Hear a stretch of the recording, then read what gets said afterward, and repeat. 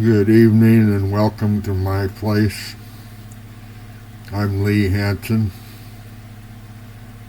the strange guy who writes weird books. I already told you in some of my other videos how much I love the occult, and I am very interested in the supernatural. I've been experimenting with it for 50 years since I was in my 20s. I'm in my 70s now. I've learned a lot and seen a lot. Met a lot of interesting people on the way. It was some of the people I met over the years that convinced me that supernatural phenomena is real. You have to be the instrument. You have to be the conduit for everything to come through you. It can happen. It won't always happen. But there's no reason to not give it a try. You have to keep focused and try to imagine the flow of your energy coming out of your forehead and feeding it into inanimate objects, power objects that will increase in power and magnify. Can you see the future?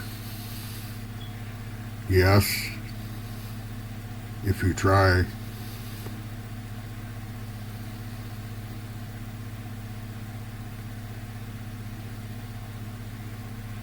I can almost see you.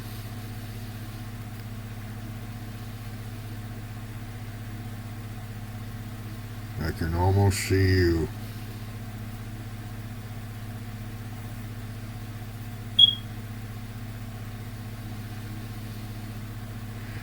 If you watch closely, you'll see little colored fragments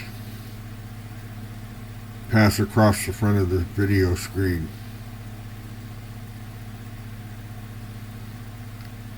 It takes a while, but I believe it is psychic energy.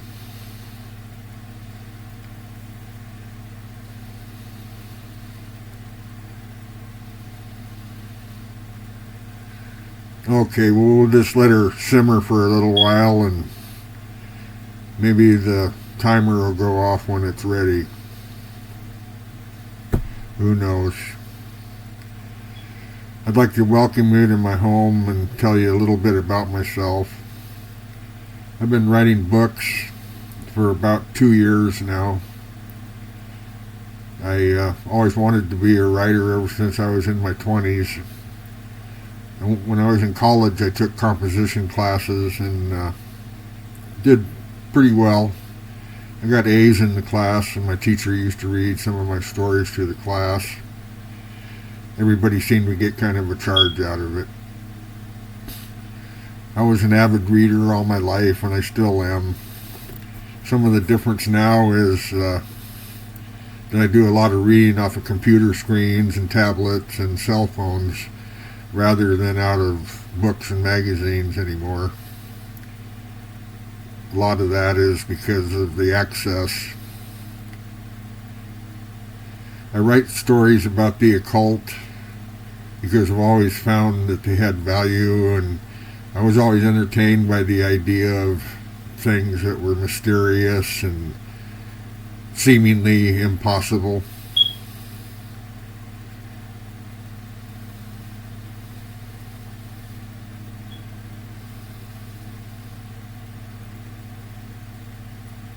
Oh, I thought I felt a little twinge there, but maybe it was that beef and bean burrito I had. Okay, get back serious again.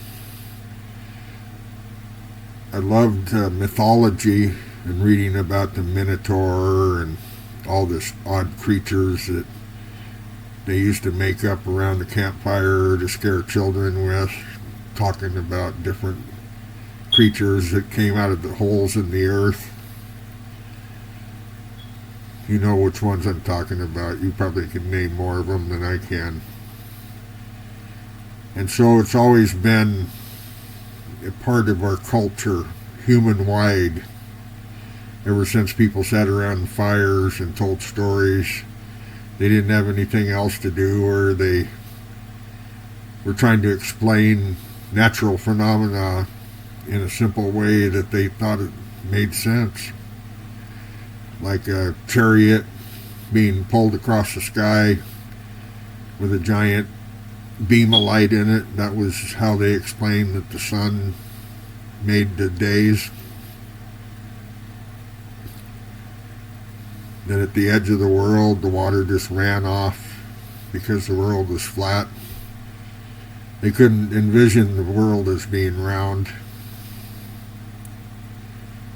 You know the story of Icarus, where he tried to fly but got too close to the sun and it melted the wax on his wings, so he crashed to Earth.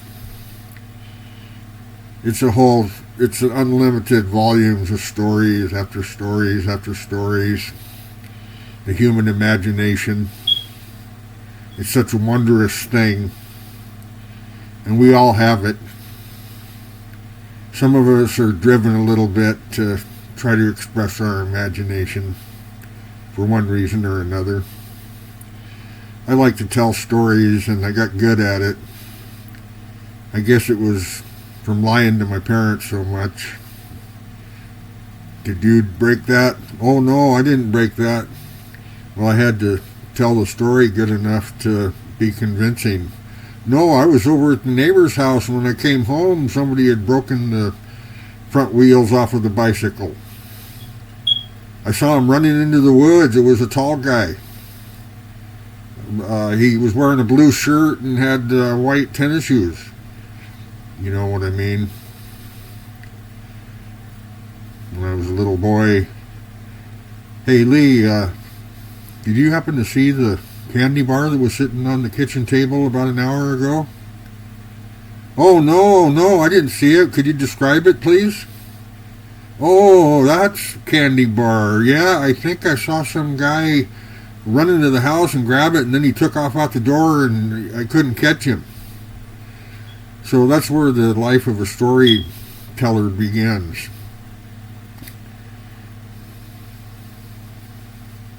At least it began that way for me.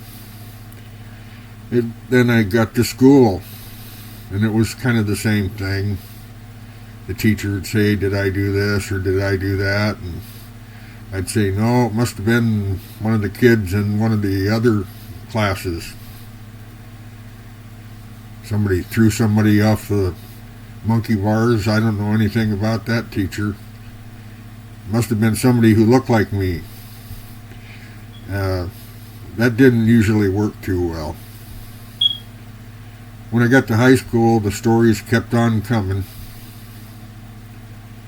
You know, I'd ask a girl out on a date and tell her I'd borrow my brother's Corvette to pick her up in. The fact was, I didn't have a brother. And I sure didn't have no Corvette. But it always amused a young woman to be lied to.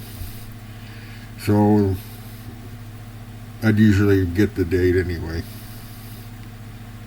A friend of mine always said if you lie to a woman, she'll always be interested in you because she'll try to figure out what kind of guy you really are. Through experience, I took his advice and it didn't work out too well, so just to backtrack a little bit, I'd say always be honest with people, men or women. So anyway, the occult has always been an interest to me, and the history of the occult was always fascinating too. I wondered about crystal balls. And what did they use before crystal balls? Well, I did a little bit of research, and I guess they were using mirrors at one time. And they started making mirrors in Egyptian era times. They made them out of copper and bronze, and it took a special skilled craftsman to take a piece of bronze and shine it up so that you could actually see a reflection in it. And it was very mirror-like. And they'd look into the mirror, and through concentration and saying Alakazam and Shazam, you could make out images of people and places and things. You still can with a mirror, except that usually it's your own face looking back at yourself. But that doesn't mean that you can't. There are techniques to use mirrors. One of my books happens to have a technique in it, and it's called, the name of the story is called The Cabinet. And it's about an old cabinet that was made in Roman times with a copper nail driven inside the cabinet. And if you hang a mirror on the inside and sit back and concentrate and try to get your mind fixated on the mirror, that you're able to see images in the mirror. Well, what did they do before the mirrors and the bronze? Well, then they used divination cups and clay bowls that were full of water with a little bit of some precious oils to make them smell good or smell bad, or the oil had a certain property that made visions more easy to see, visualize. So anyway,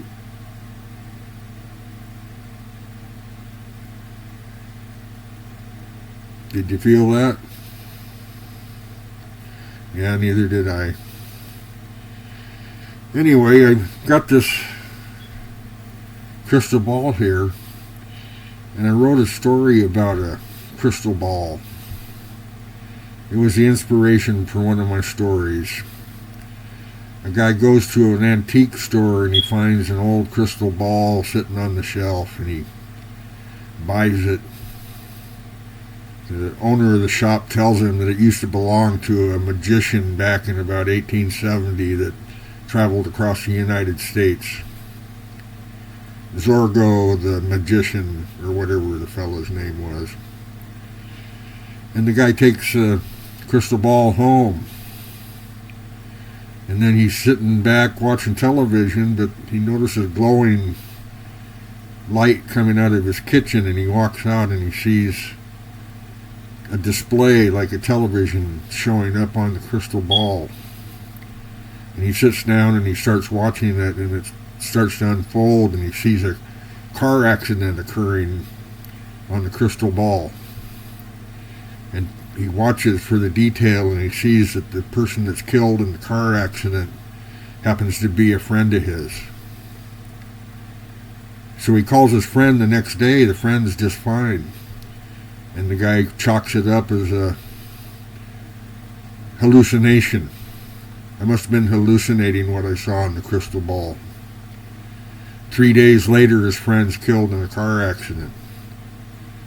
And then my hero of the story starts to realize that the crystal ball does have power and does show the future.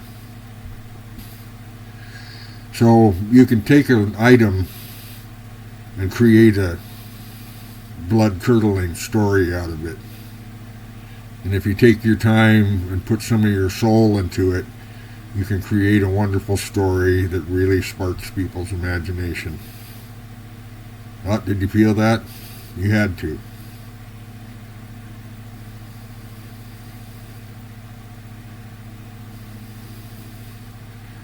Well, maybe I can get this darn thing to work next time that you drop by to see me, huh? Thanks for coming in tonight, and we'll see you later.